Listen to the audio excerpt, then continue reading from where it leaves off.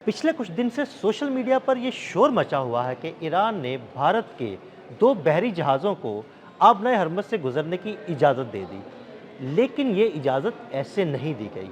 Iran ने कुछ शराइत रखी हैं और वो शराइत क्या हैं? आमिर रज़ा से उन शराइत के बारे में बात करते हैं। आमिर भाई, वावेला मचा हुआ था जी, हमारा दुश्मन है भारत, उसे गुजरने की इजाज़त दे दी है, वो हमें नहीं दे रहे लेकिन हमें भी दे दी। हमारा जहाज़ तो बआसानी गुजर कर वहाँ से आ गया, कराची उसका नाम है। और जो भारत के जहाज़ गुजरने की इजाज़त से दी है, वो कुछ शराइत रखी गई हैं, वो शराइत क्या हैं? पहली बात तो ये है कि जो आबना हरमुज़ में इनके जहाज़ हैं, ये इसलिए फंसे इंडियंस के कि इन्होंने इसराइल के कहने पर ईरानी जहाज़ों को रोका हुआ है। जी, बिल्कुल। और ये आजकल इनकी नई नई दोस्ती जो है इसराइल के साथ हुई है। मोदी जहाँ पर 26 और 27 की फरवरी को वहाँ पर था और 28 को हमला हो जाता है ईरान पर। ईरान ये समझता है कि भारतीयों ने वो जासूसी की जिसमें ईरान पर हमले में जी, बिल्कुल। टारगेट्स को जो है निशाना बनाया गया।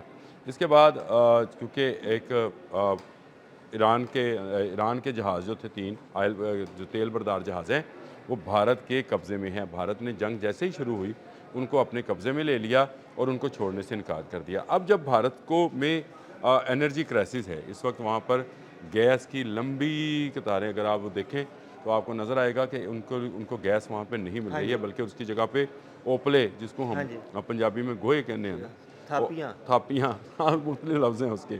ओपले जो हैं वो वहाँ पे फ़रोख्त किए जा रहे हैं और उसकी बहुत सारी वीडियोज़ नज़र आई कि वहाँ के लोग उस पर खाना बनाने पर मजबूर हैं। इस वक्त वहाँ पे एनर्जी क्राइसिस में मोदी को उतनी ही गालियाँ पड़ रही हैं जितनी पूरी मुस्लिम दुनिया में नेतन्याहू को पड़ रही हैं। बिल्कुल। उतनी ही गालियाँ पड़ रही हैं जितनी अमेरिका में नेतन्याहू को पड़ रही हैं, डोनाल्ड ट्रंप को पड़ रही हैं। ये गालियाँ जो हैं उसके बाद मोदी ने मिन्नत समाजत शुरू की और कहा कि ईरान जो है हमारे तेल बरदार जहाज़ जो है और गैस बरदार और तेल बरदार 2 जहाज़ जो हाँ हैं जी। आपने हुर्मुज़ से गुजरने दें। ईरान ने कहा ठीक है गुजरने देते हैं।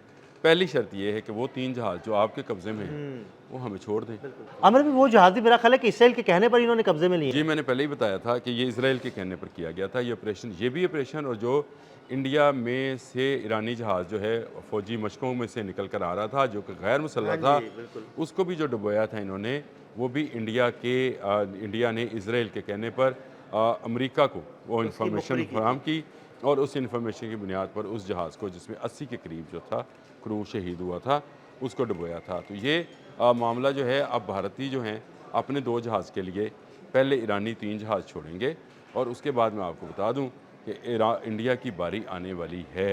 इंडिया की बारी इसलिए आने वाली है कि इस वक्त ईरान किसी ऐसे मुल्क को स्पेयर करने को तैयार नहीं है जो इस जंग में इसराइल का साथ दे रहा है। बिल्कुल। वो चाहे अमेरिका है, चाहे कोई ऑस्ट्रेलिया है, चाहे मुत्तहिदा अरब अमारात है, चाहे सऊदी अरब ऑस्ट्रेलिया की है, बारी आ गई, उस पे मैं अलग से बात करूँगा आपसे। जैसे आप करना चाहें। लेकिन बस मसला ये है कि इस वक्त ईरान जो है वो उन तमाम अहदाफ को निशाना बना रहा है जहाँ से इसराइल और अमेरिका को सपोर्ट किया जा रहा है। इसमें अब इंडिया भी सर-ए-फ़हरिस्त आ गया है। इंडिया भी उसके निशाने पर आ गया है। मत देखें कि वो 2 जहाज़ छोड़ने वाला है, वो छोड़ेगा। अभी तो उसने पहली शर्त जो है हाँ जी। सामने रखी है। इसके बाद और बहुत सारी शराइत हैं और बहुत सारी इंस्टॉलेशंस हैं इंडिया की ईरान के अंदर चाबहार के इलाके हाँ जी। में, वो खाली होनी है और वहाँ से इंडियन कंपनीज़ जो हैं उनको तो पहले ही निकाल दिया गया था। अब बहुत सारे इंडियंस जो हैं इस वक्त भी ईरान में मौजूद हैं जिनको आहिस्ता-आहिस्ता यहाँ से रिमूव कर दिया जाएगा या निकाल दिया जाएगा। कुछ जासूसी के इल्ज़ाम में गिरफ़्तार भी हैं भारतीय। और ये भारत के लिए मैं ये समझता हूँ कि इस खत्ते के अंदर स्ट्रेटजिकली अगर देखा जाए तो भारत का बहुत बड़ा नुकसान होगा। पाकिस्तान जिसका वो असली दुश्मन है भारत, उसको एक ऐसे मुल्क में पनाह मिल रही थी उसके लोगों को जो कि बिल्कुल पाकिस्तानी सरहद हाँ के जी। साथ था और वहाँ से वो अफ़गानिस्तान की तरफ भी मूव कर सकते थे। लेकिन मोदी का एक गलत चाल जो है उसको इसराइल और अमेरिका की हाँ जी। खुशनुदी के लिए वो इसराइल का दौरा करता है और वहाँ पर वो इसराइल के दुश्मन को अपना दुश्मन करार देता है। यानी खुद मोदी ने ईरान को अपना अपना दुश्मन दुश्मन कर करार लिया, दे दिया। जो कि उसका अगर एलाई किसी था। पैमाने में अलाय था।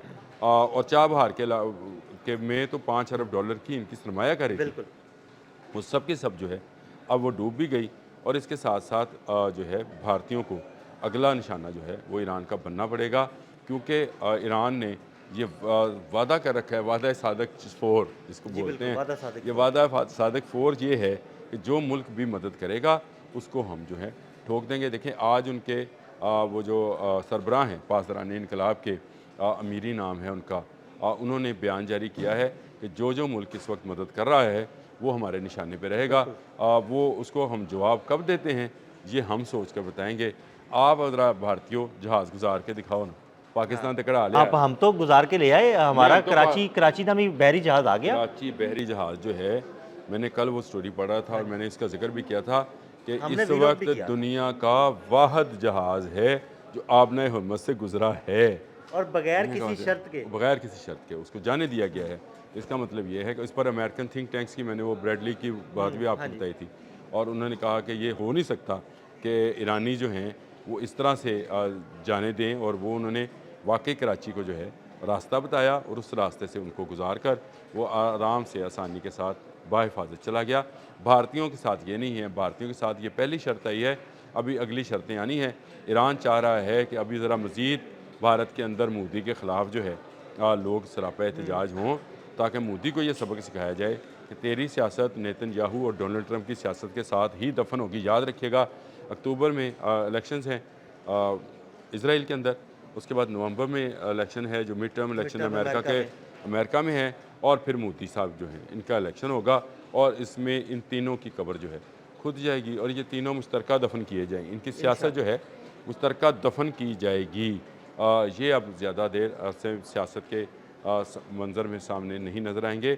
अमेरिका में जितनी नफरत डोनाल्ड ट्रंप पे है उतनी ही इसराइल के अंदर कल आपने इसराइल में जिक्र तो किया बड़े था, शदीद मुजाहरे शुरू हो गए हैं मुजाहरे आमिर कर रहे हैं, देखें मर रहे हैं उनके मर बच्चे रहे भी, उनके अगर आप किसी के ऊपर हमला करेंगे तो दूसरा मुल्क भी आप पर हमला करेगा। ये टिट फॉर टैट है, ये अदले का बदला है। तो ईरान अदले का बदला सादिक फोर दे रहा है, वो बदला हाँ जी, सादिक फोर है हाँ जी। जो कि वो दे रहा है। और ये मैं समझता हूँ कि भारत को भी इसका जवाब मिलना है, ईरान की जानिब से जवाब मिलेगा। वो किस पैराए में होगा, क्या कोई मज़ाइल की सूरत में होगा या किसी मुआशी मज़ाइल की सूरत में मुआशी होगा मिसाइल होगा आमिर या भाई। किसी ऑयल की मज़ाइल की सूरत में होगा। आबनाए हम्मज़ अब हमेशा के लिए, मैंने पहले एक व्लॉग में आपको 4-5 दिन पहले ये बात बताई थी, आबनाए हम्मज़ अब दुनिया भूल जाए कि इसके इस तरफ वाले ममालिक जो हैं जिनको हम GCC कहते हैं, गल्फ़ ममालिक जो हैं, ये ईरान की बात माने बगैर वहाँ से जहाज़ निकाल पाएंगे और जो जहाँ से ऑयल और गैस के आमिर भाई, लेते हैं वो कंटेनर्स, वो अब उनके वो जो वेसल्स हैं वो ईरान की मर्ज़ी के बगैर हाँ जी। कभी गुजर नहीं आमिर पाएंगे। भाई, जो बत्ता अमेरिका लेने के लिए आ रहा था, अब दो ना ईरान को ये नहीं नहीं, बत्ता। ईरान वो बत्ता, देखें ईरान बत्ता लेता है या नहीं लेता, लेकिन अब ईरान अपनी शर्त पे गुजरने हाँ जी, देगा। बिल्कुल।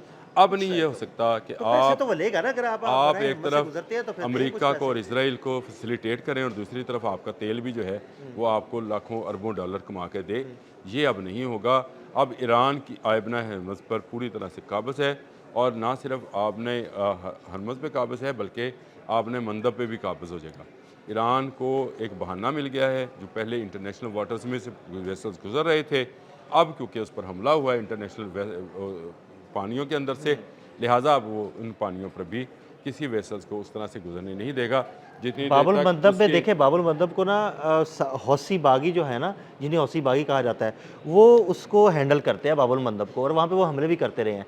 तो ये कहा जाता है कि जी वो हौसी जो है वो ईरान की प्रॉक्सी हैं। अगर ईरान चाहे तो वहाँ से बिल्कुल किसी को ना गुजरने दे बाबुल मंदब तो से। आप अंदाज़ा करें ना, फिर 2 गुजरगाहें तो बंद हो हाँ जी, गई दो गुजर, और ये तेल बड़ी की। गुजरगाह है, नहर स्विस को जाती है और हाँ, वहाँ से यूरोप को सारी जो तिजारत ये होती सारी है। तजारत ही देखें। और अगर ये बंद हो गई, मुकम्मल तौर पर बंद होगी, तो केप ऑफ गुड होप के जरिए नहीं नहीं, वो तो जाना बड़ा पड़ेगा, लंबा तो रास्ता है, बहुत वो लंबा पहले रास्ता बन पुराना जाएगा। रास्ता है वो। हाँ, बिल्कुल। वो नहर स्वेज बनने से हाँ जी, पहले का बिल्कुल। रास्ता है, वो तो बहुत उसमें बड़ा तो लंबा रास्ता 3-3 माह लगते थे एक वेसल्स को आते हुए। वो पूरा अफ्रीका घूम के तो फिर आपने आना होता था या जाना होता था।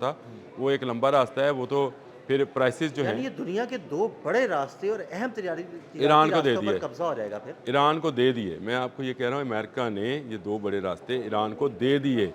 अब ये ईरान के कब्ज़े में है। अब वो जिसको चाहेगा गुजरने देगा, जिसको चाहेगा नहीं गुजरने देगा। जो अमेरिका ख्वाब लेकर आया था, वो ख्वाब अब अमेरिका के लिए अधूरा ख्वाब रह गया है। हाँ, ईरान के लिए अब ये सामने हकीकत नज़र आती है। भारत के साथ ऊपर जो शराइत आयद की गई हैं, इससे साफ ज़ाहिर है कि अब वहाँ से जो गुजरेगा वो ईरान की बात मान कर गुजरेगा। ईरान की बात माने बगैर गुजरना वहाँ से मुश्किल है, और अगर नहीं गुजरेगा तो उसके लोग उसी तरह से लाइनों में लगे होंगे जिस तरह इस वक्त भारत के लोग जो हैं गैस की लाइनों में लगे हुए हैं कि उनके पास गैस नहीं है। ये एक बड़ी कामयाबी है। मैं समझता हूँ आपने हरमुज़ पर ईरान का कब्ज़ा अब मज़ीद साबित हो गया है कि इसराइल का दोस्त मुल्क भारत जो है वो भी अपने जहाज़ ईरानी शराइत माने माने बगैर बगैर नहीं गुजर सकते। बहुत शुक्रिया आमिर भाई जी। बिल्कुल, आमिर भाई ने बड़ी तफसील के साथ इस सारे मामले पर रोशनी डाली।